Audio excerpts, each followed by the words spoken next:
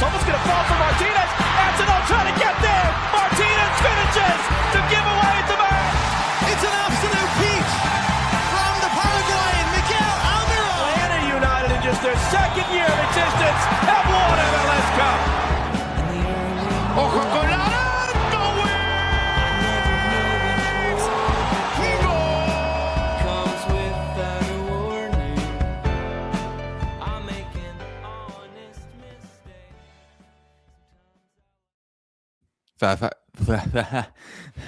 Nope. It's that kind of morning, Sam. It's that kind of morning. Five Stripe Final. The intro song is Chances by Kurt Castle. This episode's powered by Lucid FC, lucidfc.us for all of your streetwear needs. If I'm stumbling over words, it's because I woke up early to rewatch Atlanta United versus Charlotte, because that's how much I care about you, dear listener. But before we talk about all of the things that I really want to complain about from the first half in particular of that game, I think it's much more interesting to talk about all the big news that broke yesterday. We'll start with talking about who was not in the squad for Charlotte, and I think it is very notable who was not in the squad. Latte Lot and Steven Alzate not in the squad for Atlanta United. And this one, Chris Henderson says on 90.9 that they are in discussions with other teams for Latte Lot, and he was held out as a precaution. Steven Alzate, to our knowledge, is not injured in any notable way. I think that is very instructive. Joe Patrick? Yeah. I was told actually that he was technically available for selection, but he still had fitness issues after all the time that he missed. But I think it's pretty clear. I mean, both of these cases are just like the purest of cases of players that are not in the plans, so to speak, as coaches like to say, and the club is trying to figure out something to do with them. And it sounds like there's a little bit more potential for Latte Lot with some of the rumors that we heard. There was a report, and I don't know exactly how much veracity to put in it, but a report that Burnley is considering making an offer. There's potentially talks going on there. I think last I read was that there was a deal. The deal that was on the table was with a loan with an obligation to buy upon promotion. I'm not sure that makes sense for Atlanta. I don't think that they can really do a deal that would potentially have Latte Lot returning to them. I think it would have to be some sort of obligation that is not contingent upon any kind of results, which is going to make it a less lucrative offer for Atlanta. But I would also understand why a club in Burnley's position would want to make sure that they're in more solid financial footing in order to make that an obligation. But still some things to be worked out there. But it clearly looks like the club is closing in on a transfer for him. We were laughing at the Burnley link because Garth Lagerwey has been linked to Burnley's front office very recently. That is not official yet. And I'm not sure if that will happen, but it was strongly suggested that Garth Lagerwey, of all people, was going to join Burnley's front office. And for him to reunite with Latte Lot would be curious, to say the least. I've seen multiple Middlesbrough accounts be like, he's coming back a few times. There have been things out there floating around, a lot of them attached to the championship in England. So wouldn't be surprised if that comes down hopefully pretty soon. And it sounds like it needs to, Joe Patrick, because Atlanta United is in discussions to bring in 2 people. Yeah. Potentially. Not both at the same time. What was your reaction when you saw my message yesterday? And was that the first that you had heard of Darwin Nunez? Because I said we're going to need you to bring the scouting report to the show when you join, as obviously a former Liverpool. Oh God, we got to talk through the logistics of it at first. Obviously, Latte Lot needs to go out. Okay, it needs to clear a DP spot. But yeah, the Athletic, Tom Boger, Paul Tenorio reporting yesterday that Atlanta United is in real talks with Darwin Nunez. You might remember him from Liverpool, or maybe if you live in Charlotte, you might remember from him going into the stands and fighting some people and then coming back and throwing a chair later. If you're from Saudi Arabia, you remember him as a guy who showed up, played pretty well, and then got forced out of the squad because the team signed Karim Benzema and then went, oh shit, we have too many international players. We cannot field Darwin Nunez on Too this many team. DPs. They had too many DPs at Al Hilal. So yeah, unfortunately, Darwin Nunez has been sitting on, well, not even sitting on the bench. He's just not been involved basically with the team. He has been eligible for some of their I forget what it's called, like elite Asian championship, like basically the CONCACAF, the Champions League basically of Asia. But I don't think he's been really appearing for them. So. Is that a pro or a con, Sam? Like, is he well rested or is he rusty? You know, I think that's probably in the eye of the beholder, but probably a little bit of both. I would veer towards well rested. He's only 27 years old. His time with Liverpool, man, is Tell me about it. it was so interesting to me. I remember being on this show and being like, after the first few games, like, yeah, you gotta watch this guy. He's a star. And in some cases, he had those moments where he lived up to that. He had this tendency to be chaotic in both good and bad ways. From my perspective, as maybe a data nerd, right? Like most of those ways were good. He's generating a lot of chances. He's getting on the ball a ton in good positions. But his finishing will have something to be desired. Now, every now and then he'd pull out one of the greatest goals you've ever seen in your entire life. But most of the time, it was him getting into good positions and then doing the wrong thing in front of goal. But he is a physical monster. He presses like hell. He's huge. He has high end speed, quick, just really, really impressive physical skill set. He's got good instincts around the goal. He's a combine monster. He's a combine monster. Yeah. And an MLS, right? Yeah, exactly. That can translate to some really, really, really big numbers. I think he'd be absolutely incredible in MLS. I don't have any other way to put it. Would he be infuriating at times? Yeah, man. Like that's his whole deal. But he's gonna put in the work. He's gonna be effective defensively, and he's routinely gonna make the runs that Latte Lot hasn't been making since he arrived. In theory, that is the like in game for Nunez if he comes to MLS and tries literally at all. Right? Would he try? I don't know. I don't know. Interesting. Yeah, and if they can keep him out, I was going to say if they can keep him out of the stands, then he's got like the right mentality that this team needs. You know, like that is the turning over the chicken kind of player that the chicken table that we've talked about. We spoke a little bit about it at the Five Stripe final party that we had at Atlantucky, where I said at that time when we did a little Q&A at halftime that. I thought it was wrong, like what Joseph did in that situation. But now, in retrospect, you really do see that they don't really have that kind of fiery player, and that Darwin Nunez could potentially bring some of that with him if he's fully invested, in the move. And it would, for that reason, I think it's worth kind of just going a little bit into his career and just the narrative. It would be unlike any other, I think, for a player coming to MLS, where he was at one time Liverpool's record signing. Is that, I don't know if that's actually right, but that's something that was at least reported.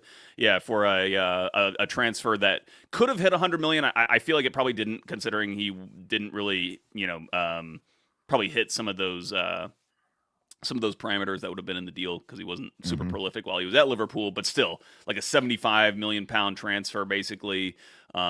Just had incredible amounts of hype behind him coming off Benfica, and then, did like the Saudi deal, and is now coming back still in his prime. This isn't like a retirement level, like retirement age player who at one point in his career was super high value. This is a player who you can argue is still kind of, at that quote unquote valuation, but like the market valuations aren't necessarily down to your quality. It's down to other market factors, including player salary, which I would imagine he would be pretty expensive. But it would be just a very fascinating move to see for this reason, that there would be a player that is still has such high, esteem at a relatively young age coming to MLS potentially.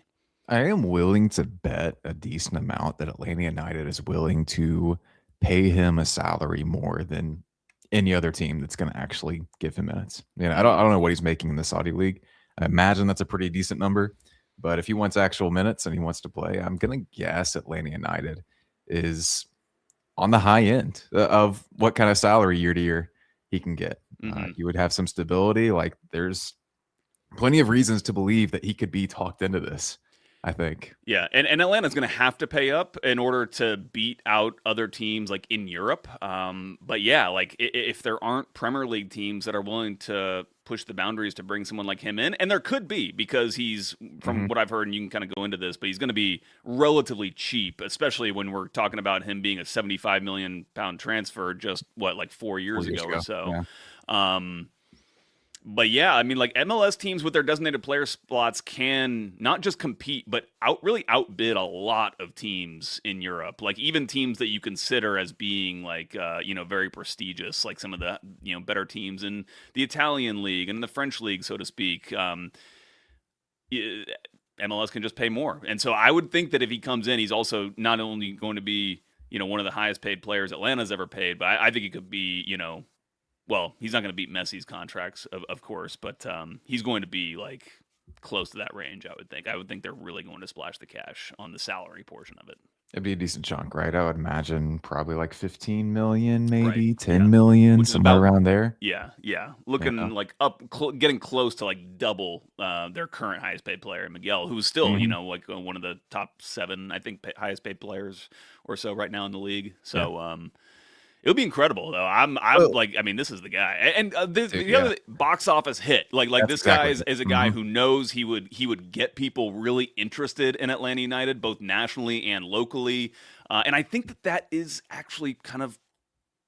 It shouldn't dominate, obviously, what Atlanta needs to look for, but I do think it is important with where this team is right now. Oh, exactly. Where this team is right now, that matters. I had folks reaching out to me yesterday who hadn't reached out to me in a while about Atlanta United, because they'd heard that Darwin Nunez, of all people, is set to come. He's an interesting presence. He is a big personality. And yeah, man, that translates to star power in a major way. And if he comes to MLS, I mean, he will have a ton of eyes on him at all times just to see what happens. Again, a lot of it's going to be good, but there's also going to be moments where you're confused and generally uncomfortable with what is happening, maybe both on and off the pitch. But the good things, I think, would really, really shine in this league. So I think is it going to happen? Yeah. I don't know. I think he's exactly the kind of striker that has success in this league with the traits, like you said. But then also, and I know you'll be big on this, Sam, like it's the off-ball stuff too, of like having played in like these really high pressing systems, whether that's under Bielsa at Uruguay or under obviously Jurgen Klopp at Liverpool. Like these are the kinds of coaches that I think like Tata Martino kind of falls under that same umbrella in terms of how they want to play off the ball. And, the pressing starts with the striker. Every coach says that. I will say that the 2 games I saw him for Uruguay were awful. He was not good at all. So maybe that is to your point about being well rested or maybe just rusty. Maybe he was rusty in this one. He hadn't played since February and it looked like it. But the whole Uruguay team was a disaster for multiple reasons, including Bielsa. Yeah. So don't want to hold that too much against him. But yeah, just something to consider. Exciting for Atlanta to be linked to a player like this, though. I mean, this is the kind of link that really gets the juices flowing. This is why you leak stuff. Right? Yeah. You know? That's why you let people know. It's why Sporting KC, like every couple of years, like, yeah, we talked to Cristiano Ronaldo. And it's like, they maybe send him a DM or something like that. Yeah, we talked to Mo Salah. You put that out there, people are going to talk about it. It gets people engaged, whether or not you bring them in or not. I do think this is more plausible than a Ronaldo or a Salah for Sporting KC. Is it going to happen? I don't know, but it is plausible. And to be in that space is finally something exciting, man. Yeah. Finally. And one other note, and I heard this from Tom. I'm sure it was probably in his report that I actually didn't fully read. I just saw the tweet that went out bad on me. But I did listen to him on Soccer Wise with David Goss, and he said that Atlanta United does hold Darwin Nunez's discovery rights. So Atlanta United would not be competing against other MLS teams for this. What'd you say? So thank God. Oh, yeah, right. Yeah. Otherwise, that could be a real mess. But yeah, that's good to know. So, like, if Darwin Nunez is coming to MLS, it's coming to Atlanta. You can be pretty confident of that. Amazing. If it's not Darwin, it could be Breel and Embolo. This one does not move the needle in the same way on multiple fronts for me. Long injury history for Embolo. Fine numbers. Not quite Araujo numbers. I would say like both Embolo and Nunez are kind of similarly unprolific, at least in the last several years of their career. Obviously, Nunez was like extremely prolific when he was at Benfica and won their Player of the Year, won the Premier League Player of the Year in Portugal. But Embolo's never been a guy who's just like bagging tons and tons of goals. He's kind of been a guy who's been talked about as like, solid linker of play and things like that. And obviously has scored a little bit for himself and obviously has, solid standing like within his national team where he has 91 caps for Switzerland. He's played in 3 Euros, 3 World Cups. Like he's just been a long-standing member of that team. But yeah, like to your point, like hasn't really been like a dominant striker ever, I would say, in his career. No. And one that was thought of to potentially be that guy. Like when he was coming up, that's what I really remember of him was when he was much younger as a prospect, kind of in like the mid to late teens where there was a lot of hype around him. So 12 goals in 22-23 for Monaco. Got hurt, only 1 goal the next year. 6 goals the year after that. 8 goals the year after that. All this in Ligue 1. I mean, yeah, the pedigree's there. He spent time with Gladbach and Schalke, but like, I don't know, man. It's just not capturing my attention, and it's just not showing me a profile that turns into an elite player in MLS. Could he be very good? Maybe. Things just happen in MLS sometimes, but again, not quite the same.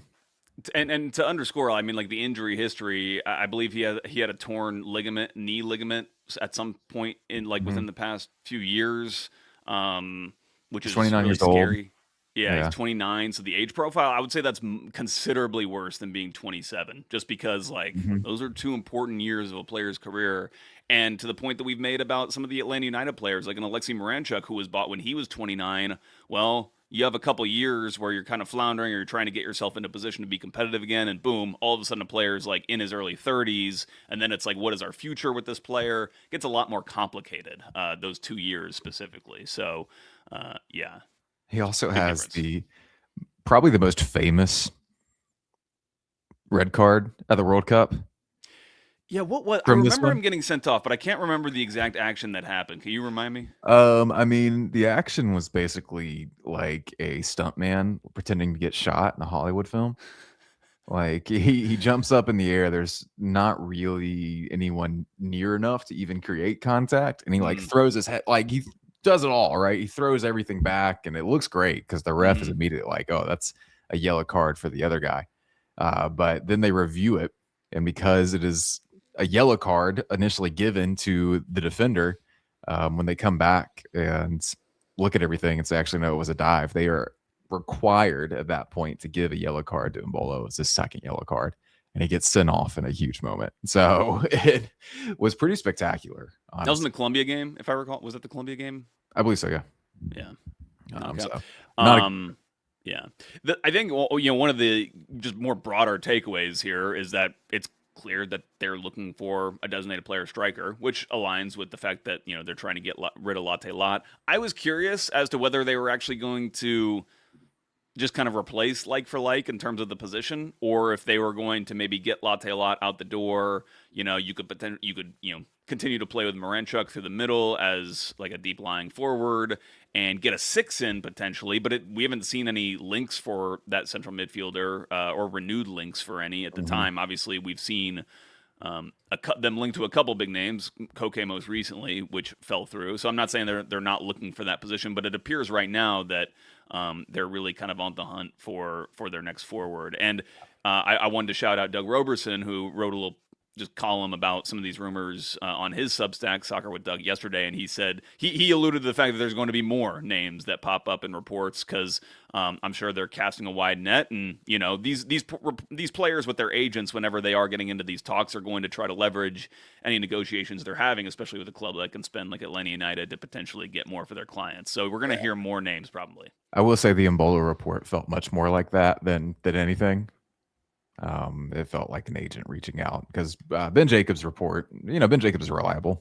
He's been around for a while, but it did feel like a push from an agent to maybe bump up the price for some other teams, so just keep that in mind. Also, I know people are yelling at us. The red card was against Argentina. So it was Argentina. Okay. Yeah. More stuff's coming. Is it odd to you that it's a forward? That's a striker. Yeah, I like the like. I thought they would target the 6 more. I thought the 6 Yeah. was going to be like the guy that they need, and I still think that they need that player. But sometimes you can't really you can't demand the positions that become available in the transfer market. You have to kind of take your swings when they become available for them. So if they can get in a Nunez, I'm not going to criticize them at all for getting in that player when he becomes available. And Yeah. Nunez is a player who is specifically available as a distressed asset at this point in time for the reasons that we said. So if you want to get a player like him in, now's the time to have to make a move on him. All right. Well, we'll keep an eye on all of that for you. But now, unfortunately, we have to tell you that we kept an eye on Atlanta United versus Charlotte. Man, this first half is a disaster. There's no way around it. And frankly, I think Tata had a lot of role in that with some of the decisions they made tactically, because you have a few changes to the lineup, right? You have Jay Fortune out. You have Matt Edwards out. So you shift Thomas Uko back to right back. You have Junior Alonso at center back next to Aneo Mihai. But what was especially weird is that against Nashville, it really felt like Tristan William-Baugh was acting as the primary number 6, the primary single pivot, everything like that. In this game, it's Will Riley. And not only that, it's Will as a 6 and Tristan as an 8 doesn't seem to really understand that he's being an 8. There was some kind of directive from the coaching staff in this game for Will and Tristan in the first half to position themselves directly behind the 2 forwards in Charlotte's 4-4-2 block. Just like stand directly behind them.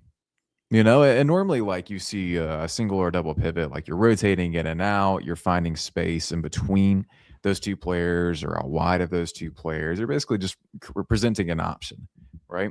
Instead, the idea was for them to, I guess, stay behind these 2 forwards, have passes go out wide, and have those forwards vacate that space and have that maybe eventually lead to some kind of opportunity in the middle. It didn't work at all. For obvious reasons, right? Like you're cutting off passing lanes for yourself, basically, by doing whatever it is they were doing. And it was just really odd, to be honest. I don't know if something maybe just got lost in the understanding between Tristan and Will of what they were supposed to be doing. Maybe they thought they were supposed to be more of a true double pivot and be pulling in and out using that pulley system, right?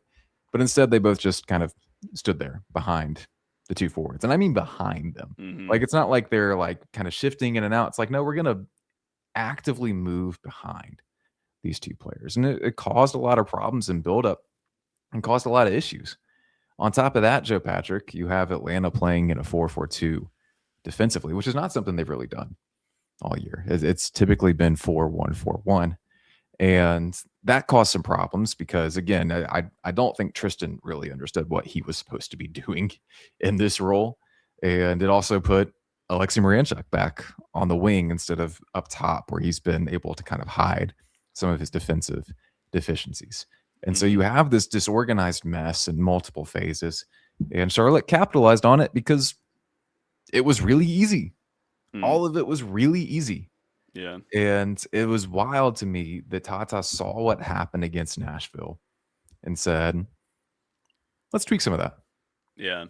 Let's mess with it. Especially on a short week. You don't have as much time to prepare for this. And I thought that there was quite a bit of significant changes in the tactical setup than what we've seen, not just previously against Nashville, but all year. And maybe this is something they've been working on over the break, but I was kind of joking, but I'm kind of not joking, that Cooper Sanchez was kind of deployed as like a pressing forward almost. Now, I would actually kind of technically class him as kind of being in more of like an attacking midfield position, although he's not playing that way. They're obviously not playing through him as a creator like you would associate with an attacking midfielder. But the point is that he was high up the field in order to try to press Charlotte's center backs, and I think that's also the reason why Tata Martino wanted to play Fafa Pico up there to like also have some more activity from that position, but it left some gaps. And big problem here is that they didn't press. They weren't Right, actually exactly. recognizing triggers. Exactly. Right? Yeah. So then you So just have 2 players standing there, you yeah, know? y- You you work around them, and all of a sudden Miguel and Alexi are on the wing and having trouble closing gaps. exactly. You posted a video in the Discord, which I believe will probably be breaking down when we do a little bit of film room after this. Yeah. But there was a sequence where Charlotte basically plays through Atlanta and creates a chance. But it starts with Charlotte's left back against Alexi Moranchuk, and they play a 1-2. Alexi is not able to keep up with that fullback, which is exactly the kind of weakness that we've talked about him having when he plays in that wing position. He's just not able to really keep up as well with his foot speed with some of the quicker players that you tend to see in those fullback positions that teams have. But then outside of that, I mean, it's one thing for a winger to kind of get played through. Like, that just happens. These are attacking players. The real issue for me with that whole sequence was that the team, the forward players were pressing high up, but then the rest of the team was playing this like mid to lower block kind of mentality, which just completely opened the space and put Baez in a bad spot, although he also missed a tackle that could have kind of got them out of it. But there was like a lot of just, it's not even like players making mistakes. It's almost just like certain players are just not on the same wavelength as like other players and just tactically what they're trying to accomplish. Yeah, I'm excited to yell about this in film room. So y'all go watch that after this because yeah, we're gonna go through this one and count all the players that are doing something actively making the situation worse. And there's a good number of them in that moment. Like you said, they step out to press, and no one really seems to understand why or how they should be doing that. You have 3 players on the right half space, essentially, kind of converging on one guy who they're never going to get to. And it causes problems because Miguel is forward for some reason, not really doing anything but standing in space. Will Riley is chasing after someone down the other side because Thomas Kolb has stepped up to chase somebody and not switched back. And then in midfield, William Ba and Riley are hopeless there at that point. And then Baez just whiffs on a ball. And like it was really indicative of all of the major problems this team was having in the first half. And man, it was a frustrating watch live. It was a frustrating watch on rewatch as well, and in so many ways. Yeah, and there was also the goal that Charlotte scores that comes off of an Atlanta corner, if I'm remembering correctly. And this is the one where they had to go back and review it. We thought Will Riley may be getting a red card for a challenge where he was trying to break up the play and just stop this whole counter from happening. He doesn't. Charlotte ends up. He was right to try to do that at that point because Charlotte doesn't score. He only gets a yellow, which I thought was the appropriate call there. But the point is that like the rest defense is just a mess. Like you don't have players close enough to the Charlotte players, and that for me in this previous sequence that we're talking about, like that's the whole problem. Is like you just don't have players close enough to the Charlotte players in order to actually affect them in a way that disrupts their play, and so just very very frustrating to watch that kind of thing happen. For everything good I said about the coaching in the Nashville game, none of it happened here. Clearly confusion and how things were communicated, clearly confusion among the players on what they were supposed to be doing. All of it bad. And part of it, again, that rest defense, it shows up there because there's 3 Charlotte players in open space. There's an easy outlet, and Thomas Kolb does the thing where he lacks object permanence. It's a problem for both fullbacks for some reason. Lets the outlet kind of step behind him. Continues to just walk towards the ball that's already in the 18 for some reason. Kind of gets distracted, I think, because maybe thinks there's a foul. But once the ball is heading the other way, it's so easy for Charlotte in that moment. And again, like you said, Joe, it comes down to rest defense. They just didn't know what to do. Then Joe Patrick, the second goal, comes off a corner for Charlotte. They defend the first initial ball in just fine. And then the problems start up again where they clearly don't know what to do. Ball goes back out wide, and everyone is kind of shuffling and recycling and getting in their positions. Joe Patrick, there are 3 Charlotte players on the back post. There is 1 Atlanta United player on the back post, and it is little Cooper Sanchez, 17 years old. During this little moment of being like, oh shit, there are 3 players on the back post, and it's only Cooper over there. 3, count them, 3 Atlanta United players simultaneously. I have this video on Blue Sky and in the Discord. Simultaneously point together towards the 3 players that are on the back post and then do nothing about it. And guess who scores? It's the guy on the back post. Mhm. It is a wild, hilarious sequence that is ultimately kind of a bummer, but also very, very funny because Atlanta's level of disorganization there is pretty remarkable. They thought that if they pointed at it, they could solve the problem. Yeah. They didn't. So I kind of feel like I feel two things. I feel one is that if you're recognizing that guy is that guy is unmarked on the back post, and Cooper is actively marking somebody, but he's also the closest Atlanta player to that open guy. I feel like the proper sequence of events that should happen is that Cooper actually moves off of the guy that he's currently marking to get that guy on the back post, and then the other 3 players, at least one of them, can slide over and mark the guy that Cooper was marking. Yeah. I feel like that's how it should happen, but it was all happening way too late. Like I think that Cooper didn't want to come off that guy because the action was already starting. Like the ball was basically about to come into the box that he could recognize, so he didn't want to leave his man wide open. Otherwise, that looks bad too, and not just looks bad. Like he probably thinks that is the wrong decision to make, to just leave the guy that he's actively marking at the time. So, I think that I think that everybody basically has a role in that, and that they just need to kind of recognize those situations faster and correct themselves quicker. And the problem is they're like, you're pointing, but you're also guarding no one. Those Right, 3 guys exactly. have That's no what's one next to them. embarrassing. Yeah, is They that need to you have recognize- 3 guys who are not really, or 3 guys marking one guy basically, and all of them pointing at the unmarked guy. And it does happen. Like you think it would happen quicker with how open it is. It doesn't really happen all that quick. Like Cooper is right to be worried about that ball in, but the Charlotte player is open on the back post, just kind of walks up, like straight up walks up, and that's just an easy free header. So, Yeah. First half was a disaster, Joe. Second half, to Tata's credit, they go back to doing a lot more of what they did against Nashville. You know, they kind of abandoned whatever they were doing with the 2 central midfielders hanging out behind the 2 forwards. They press more effectively, more consistently. They get back into the 4-1-4-1. It would basically, they threw the first half plan out the window in a lot of cases, and it benefited the team in the way we saw, which is that they were able to create opportunities. They were able to create scoring chances. They were able to defend more effectively. All those things happened because they went back to what was actually working against Nashville. Now, there were a few kind of interesting tweaks. We saw Will Riley dropping into the back 3 a little more consistently. That was not happening in the first half, but Atlanta getting into that 3-2-5 shape with Will Riley as the 6, dropping in between the center backs, worked well, right? They had a numbers advantage against the 2 forwards that were pushing for Charlotte. They were able to exploit space, break lines a little more, and it just looked more fluid in general. You know, the passing charts for this game are hilarious because the first half is completely disjointed in the middle. They can't make anything happen. And I think a lot of that was because of how narrow the 2 central midfielders were for literally no reason.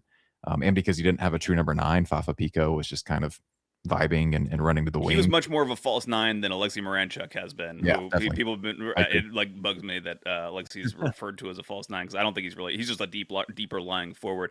Pico is a false 9 in this game, not because he's dropping like deep, like we think of Messi dropping deep to like play with the Barcelona center backs randomly before he would like spring forward. Pico was like drifting way out to the left, and Miguel was kind of dropping into like this like left-sided midfield role and helping progress the ball, but it left them with like not really many options in the middle of the field.